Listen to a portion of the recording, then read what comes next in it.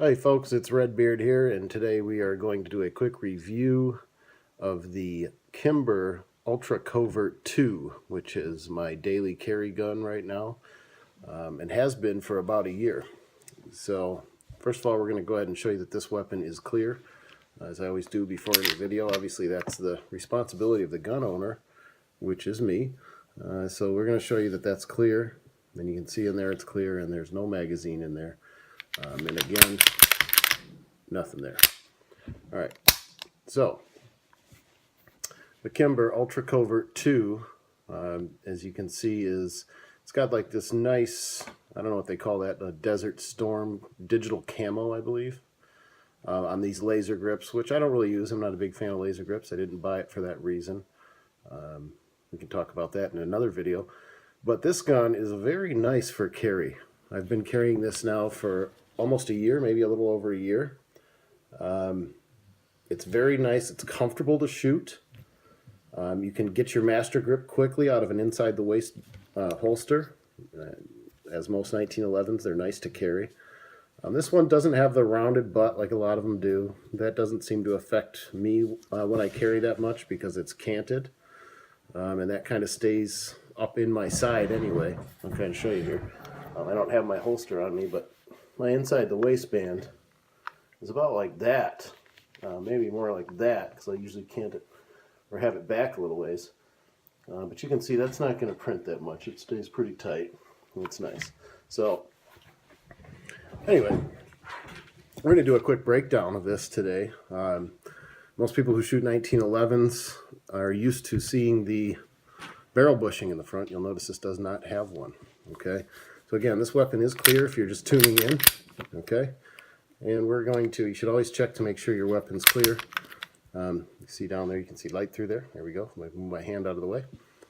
So check that it's clear before you do any demonstration videos or anything like that. But in normal fashion, when you pull this back, you can pop out the slide stop pin. Kimber provides you with this tool when you buy the gun, which is basically just a very small round piece of metal that slides through the stop like this. There's a hole, which you probably won't be able to see, so I won't even attempt to show you. But there's a hole in the bottom side of this piece here, and you slide this through there. So you probably won't be able to see it. You got to kind of get in there. I could barely see it. There we go. So now I'm popped through. Okay, and you kind of want to line that up. You can see that part. See how that angle is there? You want to line that up so that's going to keep that spring captive when you take it apart. So now that we have that, we can go ahead and pull back, and we want to go to the second notch, if you can see it in there. Okay. The one closest to the back of the slide, I should say, to make it more clear. When we do that, we can pop that piece right up. We're going to go ahead and pull that out, and now the gun's ready to break down. We'll take the slide off, okay, and we now have this. Got the barrel in there. This is captive now with that piece on it, so you can just pull that off there like that, leave that in there. I'll show you that in a minute. And then in normal fashion, you want to flip that down, take that out of your slide, as so. And you can see now we have that. This is good to go.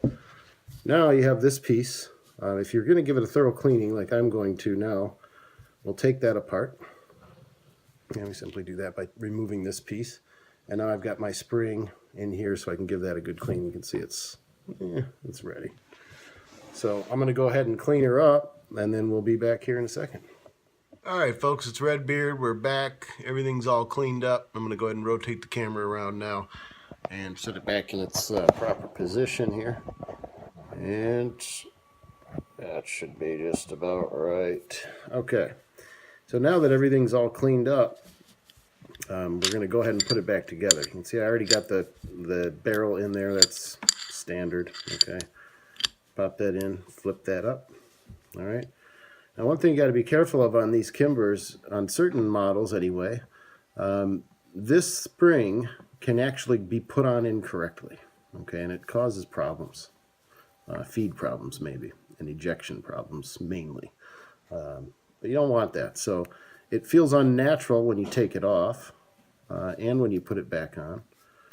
But it it goes on tight. You see that? You can hear it.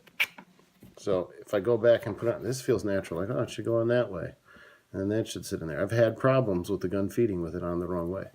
So we're going to put that back on that way.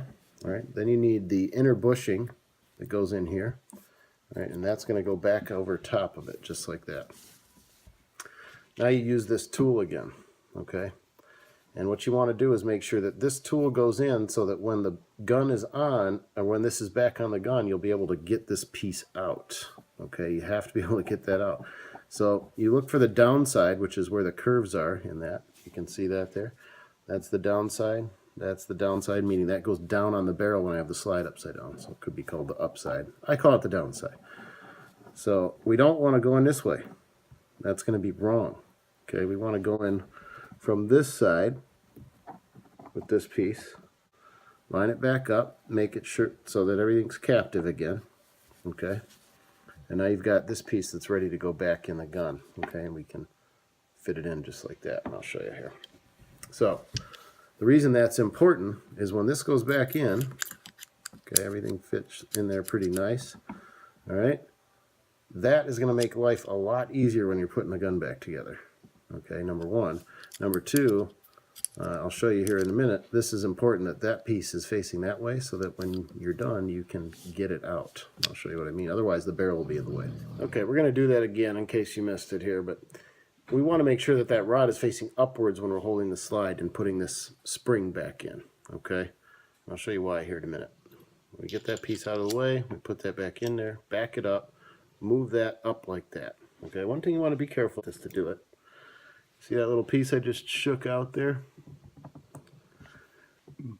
Right here. Okay, you want to make sure that's in there, otherwise the slide won't go back on there very well. Okay, so I push that in, make sure that's sticking in there. Now I can slide the slide back on, and you'll hear a distinctive click if you do this right. That was a nice quiet one. But what it is what you're hearing is that line up perfectly. Okay. And once that's lined up perfect, you can take your slide stop pin and put it right in there and get it right where you want it. Okay. Then I'll go back like this to that last notch on the gun. Okay. And you want to push that in there. Okay. Some of them it's harder than others. You can leave yourself a pretty nice mark if you don't do it right. If you do it right, it goes in there the first time. You let that back out. Pull this out. That's why that's important. Now you can actually get that out. If it was the other way, it'd be stuck up against the barrel. You see that? So we're going to pull that back and got to give it a little wriggle. Get it out of there. And now she's back together. And I think with just that nice little cleaning, we're good to go. So again, folks, this is Redbeard signing off, and the Kimber Ultra Covert II, which is a compact, ultra compact, 3.3-inch barrel, 45 ACP, great for everyday carry. And maybe we'll see some range time videos with this. Talk to you soon.